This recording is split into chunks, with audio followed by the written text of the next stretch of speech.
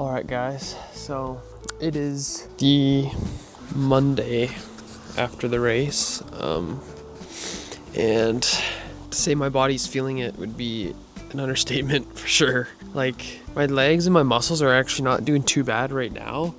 It's more my foot. Like, I've been dealing with some tendonitis in my foot the past 2 months, and it's not even the tendonitis that hurts at this point anymore. It's more that my foot just like started to adjust with like the form that I like do when I run, and it's kind of messed up another part of my foot, but it's getting better, so it's all good. But yeah, marathon is done and I did it.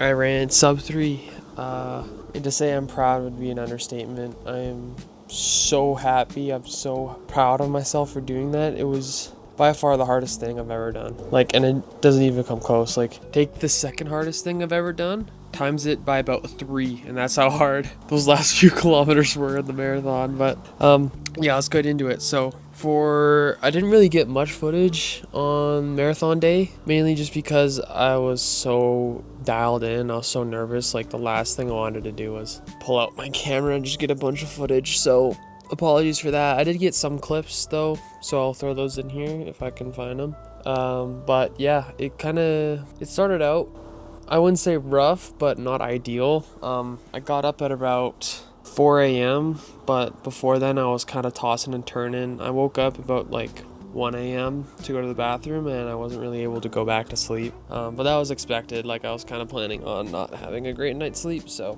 nothing unusual there.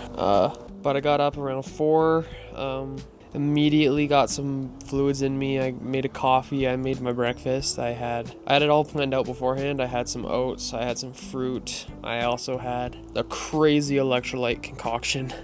It was a Morton Drink Mix 160 mixed with 2 of those like little noon or none tablets of electrolytes and 2 teaspoons of salt.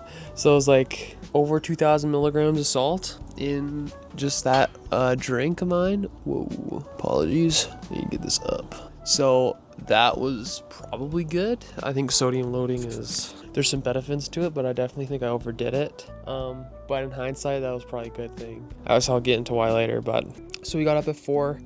Morning went as planned, went as usual. I got up, ate, drank. I stretched and I massaged my legs and lower back and rolled out my feet, and it was all good. And before I knew it, it was time to leave. It was about 35 minutes away, the course, so we left around 5:30, which came around really fast. And that whole drive there just felt surreal. Like, I'm driving, and for some reason my mom didn't have the radio on, so it was like a quiet, menacing drive, and that's when it kind of started really hitting me. Like, even then I didn't even know like kind of what I was getting myself into, almost, you know, like 42.2 kilometers. And in my head I was like, oh yeah, I've ran 30 Ks, 30 plus kilometers, tempo, all that stuff, like, so I can do this. It's not gonna be that bad. Boy, was I wrong. We ended up getting there. It was a nice, quiet, peaceful drive. But again, it was kind of awkward because there was nothing playing. But got some cool shots. Driving into Calgary that early in the morning was beautiful, actually. Like, the weather was pristine, maybe a little too nice. It was really hot during the race, but to be honest, I didn't even feel it. Coming in, it was blue skies. I would like to say not a cloud in the sky, but there was probably a few clouds in the sky. But we got there and we parked about 1 kilometer away from the race start, just because what am I saying? Because like, you had to pay for parking at the race area. So we just parked about 1 kilometer away and then hoofed it for about 15 minutes over to the start, which was honestly alright because it got my legs warm up, which was nice. But then we ended up being a little later than I hoped. We got there at around 6:30. Oh my god, that's a big wasp. We got there around 6:30, just past 6:30. I wanted to get there around 6 because the race is supposed to start at 7. I got there around 6:30 and immediately the nerves were kicking in because as we were walking in, I was seeing people jogging around and warming up, and I was like, felt like I was behind. So we walked over to like right next to the starting corral. I was in the first corral, so we stopped around there. I gave my mom my hoodie that I was wearing. I put in my AirPods. I gave her my AirPod case, and I was like, all right, I'm gonna go jog around and get warmed up, get like my leg swings and stuff in, and probably take a pee. I did take a pee, which was nice. Definitely needed that after that huge electrolyte drink.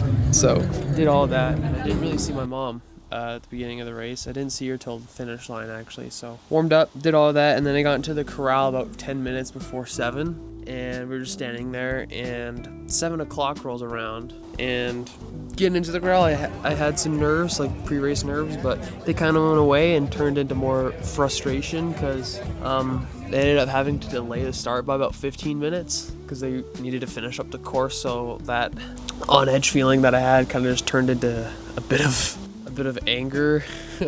To be honest with you, I just wanted to get going. I just wanted to get into a groove of 4:15s and hold that. But so that kind of delayed it. But then obviously the marathon ended up kicking off, and immediately it was crowded, like as expected.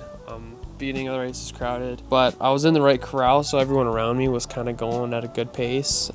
My goal for this race was to go out easy and try and finish with some negative splits and finish strong on the back half. So going in, my plan was to hit around 4:20 per kilometer pace for the first 10K, and then from 10 to 35K, that middle 25 kilometers, I wanted to hit 4:15s and just hold the pace that I needed to hold. And then with that, hoping I would be able to save some energy and try negative split the last 10K. So that was the game plan. So we went out first kilometer. I'll see if I can pull up the Strava. I'll pull up my Strava right now and go over my splits. I'll see if I can get a screenshot of it on the video, but I think I went out. The first kilometer was about Jeez, it's hot. I'm taking my shirt off. Hold up. So I went out. Here, let's see. I'll find my activity. So we went out as pretty close to what I wanted to. I went out, first kilometer was a 4:18. So if you guys don't know, sub 3 is about a 4:15 pace for the whole race. So went out conservative 4:18, which is as expected, not only because it was like crowded, but also because I wanted to go out easy.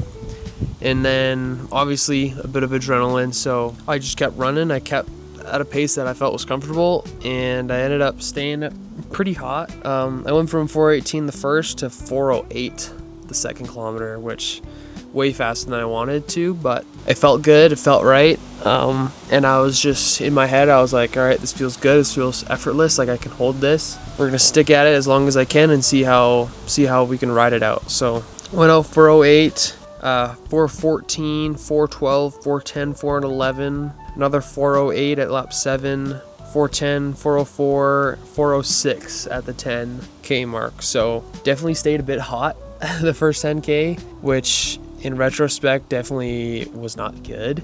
It felt good in the moment, but it definitely bit me in the butt coming in the back half. But in the moment I was like, you know what, it feels really good, it feels right, it feels effortless. Like the first 10K flew by. Like I was just cruising, felt effortless, heart rate wasn't too high. The biggest hill on the course was in the first like 4K, and I destroyed it. I felt really strong going up it, and then going down, I obviously took advantage of the downhill. That's probably why I got some fast paces there, but probably went too fast going up the hill. I held pace pretty strong through that, but first 10K flew by. I just wanted to get into a rhythm, and I did, but I think I got into a little too fast of a rhythm, a bit too early. So I hit the 10K mark. I took a gel every 5K. So 2 gels in, I took that gel at kilometer 10, and I was just cruising. I was like, all right, I'm gonna hold this. I remember thinking in my head too, like obviously I shouldn't have, it was a bit ignorant, but I remember thinking to myself, I'm like, is this supposed to be hard? Like, I was just cruising. I was in such a rhythm. I was looking at all the signs that people had made on the side of the course, and I was just in a groove, and it was awesome. And so for about 10 to 15K, I was just focusing. I broke it down into 5-kilometer segments for my gels, and that kind of helped break the race down bit by bit, which was really good. So I was just thinking about the next 5K, and I'll take a gel. Next 5K, I'll take a gel. So lap 15 came around, and I wasn't feeling great, but definitely that high from kilometer 10 definitely wore off, and I just felt like I was normal. Like I wasn't fatigued, but I wasn't also feeling super great. So I was like, you know what, I'll just keep holding on to this as long as I can. So lap 15 was a 4:16 per kilometer, so not as fast as I needed to, but the first from 10 to 15, my average was about, I went 4:08, 4:13, 4:15, 4:12, 4:16. So I was holding an average of 4:14, 4:15, which is exactly what I wanted to do. Obviously a few downhills, uphills here and there, so that's just how it kind of played out. And then around, oh my god, that's a huge wasp. But okay. Ah, shit. Not right now, bro. I'm crippled. Ah, shit. Why? All right, y'all, I might have to move. What's going on? What's going on? I think he's gone. Okay. Oh my god, that thing is huge. All right. Anyway, so around lap, I'd say I should stand up. I'm gonna seize up if I keep sitting. So yeah, around lap 16. Around lap 16 is where the full marathon runners split off from the half marathoners, and that's kind of when it was kind of almost like a demoralizing moment, because everyone who was around the first half of the race, not even the first half, it was like the first third, we're all a bunch of people around and we're all holding the nice solid pace, and then they kind of all split off, and there was only like a few people who peeled off to go to the marathon, who were around me at least. So peeled off, and from that point onward, I kind of just felt like I was running the race by myself. There's obviously a few people around here and there, but it kind of just felt like I was just cruising on my own, and that's kind of when it got hard. I wouldn't say this race that I really hit a wall at any point. It kind of just got progressively harder and harder and harder as the race went on. But around kilometer 17, 18, we headed straight west from Calgary out to a place in the city called Bowness, and the whole way there was a slight uphill, and that kicked my butt, especially because no one was around to help pace me. I was kind of just holding on, trying to hold pace, going out. It was about 15 kilometers out and then 15 kilometers back in for the full marathoners. So the whole way out felt like it was never gonna end. Ended up turning around. At the turnaround point, that uphill kind of really beat my legs in, and I didn't really feel like I had much left. But we stepped going, stayed tried and true, held 4:15s, and I still felt all right. We turned around at around the 26K or 24K point, turned around and started heading back into Calgary for the last little bit. And coming back in from Bowness, that little 15 kilometer stretch was also brutal. I thought I was going to be able to ride that slight downhill pretty well, and hopefully that would help me, but I definitely didn't. I was just, oh my god, there's so many bugs right here. Why is everything stopping me from making this video? Alright, so coming back in from Bowness, didn't really feel much better. Not as expected. I wish I would have been able to take advantage of that downhill, but I definitely think it's because I went on a bit too hot.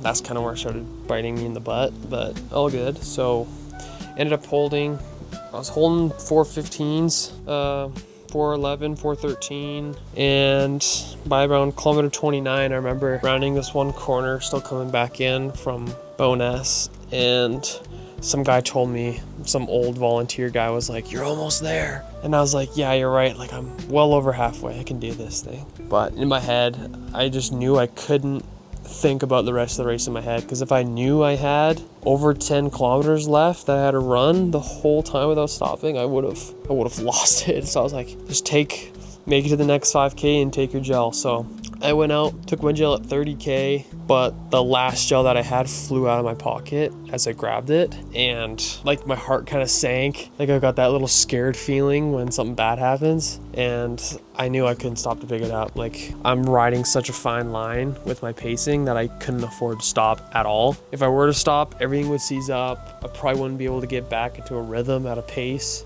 So I had to ditch it, and that was it. Took my last gel at 30K. In the last 12, I just had to grind. It was grind time. It was all on me. I had no one really around me to help me, and I was just cruising. Not cruising. It was a very painful experience. But so we kept going, and I remember each step felt like a freaking grind. Like everything in my body wanted me to stop. From 35K to the finish line, there wasn't a single thing in my body that felt good, and I had to dig so deep, a place in my mind I didn't even know existed.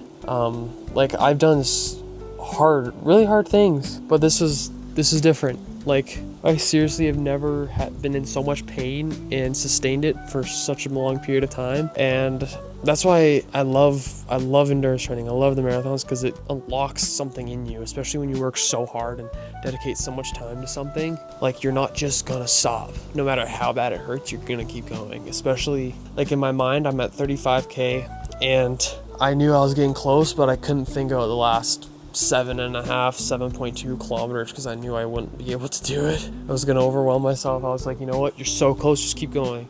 And every step that you take, you're getting closer and closer and closer to the finish line, and it's gonna be over in less than, how long a 7K would take? Less than 30 minutes. It's like you got 30 more minutes, and I kept telling myself like I could slow down now and have this temporary satisfaction of stopping and recovering. But I know if I keep pushing beyond a limit that I thought I was capable of and going sub 3, I would be so much more accomplished, and I don't know. Like I knew I didn't come all this way just to stop 7 kilometers short. And from 35 to 42.2 was a blur in a very bad way. It was pain, it was suffering that I couldn't even imagine. Like what I said, I never hit a wall. It was more just kept getting worse and worse and worse and worse and worse. There was never, the last few Ks, there wasn't any big up or down hills. It was just flat, and you just had to grind it out. And that's what I did. Everything in my legs started hurting. At around 37K, both of my calves, I could feel a knot growing in each calf. And I knew like if I stopped, that whole cramp is just gonna grab and I'm gonna be seized up, and that's gonna be it. So I kept pushing. And as long as I kept my legs moving, it didn't get any worse. So I just kept going and going. And at this point, I'm passing people who were like walking the half marathon bit, and you could tell like on the people who were watching on the side when the half marathon people are just like walking or slowly jogging by, they weren't really doing much. But then the odd sub 3 marathoner would come running through and blowing by them, and I wouldn't hear, but I would just see out of my peripherals them start cheering and smacking their bells and their little plastic clappy hand majigs, and their signs would start shaking. And I would like to say that helped me, but it definitely didn't. Like I was just in so much pain, and at that point my vision was just so tunneled in on like a tiny little circle in front of me that everything around me just had no impact. Like it was just me. I just saw the tips of my red alpha flies peeking out in the bottoms of my peripheral vision and the slight little bit of concrete road that was in front of me, and that was it. And every single second my brain was negotiating with myself. I was like, just stop, you can stop here and it'll be over, or you can keep going. And every step hurt, but I'm like, I'm this close, I'm not gonna give up. I know it hurts, but you just have to keep going. And the last 2 kilometers, I felt like I was gonna pass out. I felt like I wasn't even conscious. Like everything was in so much pain. My head started hurting, my vision started getting white and blurred and tunnel vision, and everything in my legs was like, Ben, you gotta stop, you can't keep going. But at the other thing in the back of my mind, it's like, I'm 2 kilometers out. I've come 40 kilometers in. I've put in all this work, a year and a half of showing up, even when I didn't want to, when I was unmotivated, when the weather sucked, when everything in my body was sore. I showed up every single day for a year and a half. Leading into this point, I ran all those long runs, all the short runs, all the tempo runs, all the times I ran when it was cold and it was freezing and it was wet outside, when I didn't want to, when I wanted to. Everything, the last 2 kilometers sort of flooding through my mind. Everyone who believed in me, everyone who doubted me, everything just started playing in the back of my head. And I was running those last 2 kilometers, and I just knew I couldn't give up now. I've come so far, I can't stop. So I trucked along. Every step was like I was dying. I'm trucking. And I was like, all right. At that point, the last 1,000 meters, I was in so much pain. Like I couldn't even, like my brain wasn't even processing it. I was just going. And I come around, I peek over, there's like this big fence that we turn around. As you turn around it, the end of the marathon is in this park, but it's at like this long end of this long pathway through a park. And I can look over this fence and I saw the park on the other side of it with less than a kilometer left to go. And I was like, all right, come around this last corner and that's it. You just got to go. You just have to push it. And at that point, that was the first time I looked at my watch to see anything but my pace on there. I looked at my watch and it said like 2:58. It said like 2:57, and I was less than a kilometer to go. Like I was like 500 meters out. I looked at my time, like 2:57, 2:58. I just saw 2:50 and it wasn't a 9. So I was like, all right, I'm good. I was like, in my mind, I kept trying to tell myself, I was like, I have some time bank so I can slow down and just try and leg out this last bit. But I was like, you know what? I'm this close. I'm going to give it everything I got. And it felt like I was giving a lot, but it probably wasn't. It was probably super slow, and my mom was at the finish line, and I've seen a few photos and it didn't look like I was really doing anything, but I finished it. Either way, I'm trucking. I come through the finish line. I looked down at my watch. It said 2:59. It said 2:59:09 or 2:50:10. 2:59:10. And I stopped it, and as I'm stopping it, I kind of stumble and fall forward, and then I grab onto a volunteer's shoulders, and I just immediately, the first thing that went through my mind was like, oh my god, I did it. Like, I did it. Like, that course was so much harder than I thought, and I knew as soon as I finished, if I knew how hard it was going to be going into that, I wouldn't have ran that race. As terrible as that sounds. So I flop onto this volunteer's shoulders. He's like, okay, we gotta go. We're gonna give you some water or whatever. I was like, as soon as I stopped, that dizziness I had, that lightheadedness, that tunnel vision got even worse. And I felt like I was gonna pass out immediately. So I grabbed onto his shoulders. I'm like, oh my god, I'm gonna pass out. And I'm looking down at my watch. It says 2:59:10 on my Garmin. I'm like, oh my god. A smile was out on my face. Tears started coming down. It's like, oh my god, I did it. And then this guy, I told him, I'm like, dude, I gotta sit down. He's like, no, if you sit down, you're gonna actually pass out. So he carries me over to this water station. I come up to the water station, I like prop myself onto it, start chugging some water. This girl just started refilling my water bottle because I just kept drinking them, so she just kept refilling the same one. Chugged back a few of those till I kind of felt a little sick, and then flopped into the grass about 100 meters away. And I called my mom. I was like, Mom, I did it. She calls me. She's like, yeah, I know, I saw you. Where are you? So I'm sitting in the grass, feeling sick as heck. And then I go to get up, and both of my calves, that pulse, just grabbed. And both of my calves seized up so bad. But it was such a beautiful pain, because it was like, yes, like they survived till the very end, and just as I finished, they gave out. So I'm so happy about that. My hamstring felt like it was gonna cramp, but it didn't. It was right on the verge. And the whole time during the marathon, by the way, like you're running, like I didn't practice it. So at like aid stations, I would always, beyond the 25K mark, I was thirsty the whole time. And every time I go to get water from water station, I would like grab as many as I could. So I would grab like 2, and you could try and drink it, but you grab it, half of the water falls out when you grab it. You go to chug it in your face, half of it hits your face, the other half drips out all over your shirt, and the last little bit makes into your mouth. So the last 20 kilometers of the race, I was dying of thirst, and I knew I couldn't stop to drink because that would just make it worse. I wouldn't be able to keep going. So I was thirsty as heck the whole time, and I couldn't do anything in the aid station. I tried to drink as much as I could, but like I couldn't. I probably should have practiced a bit more, to be fair, but I finished, chugged water, and immediately I knew I needed to stay on my feet, or else my feet were just gonna seize up. So I walked around a bit. My mom had a honey stinger waffle waiting for me, and all the bananas they had were super green and they were terrible. I tried to take a bite of one, but I felt like chalk. So I just sat down, nibbled away at this honey stinger waffle, and had a water.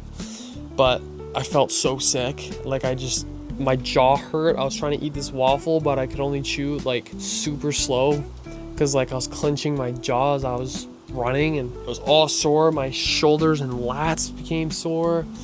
My core was sore. My legs, my calves weren't even sore. They just cramped up so bad. My foot immediately started swelling, the one that was hurt. But I was like, you know what? I did it. And I was like, all right, we're going to find a bench. We're going to sit down. And I sat there. I put my head down on the table, and I just was so happy. Tears were flowing down my face.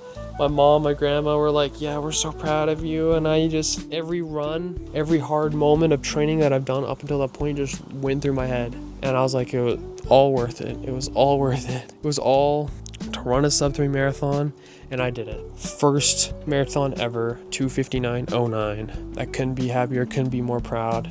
If you guys haven't experienced something where you've had to work over a year and a half towards and you accomplish it, I encourage you guys to, at some point, like, work towards something and get it, because that feeling that you get when you accomplish it is like nothing else.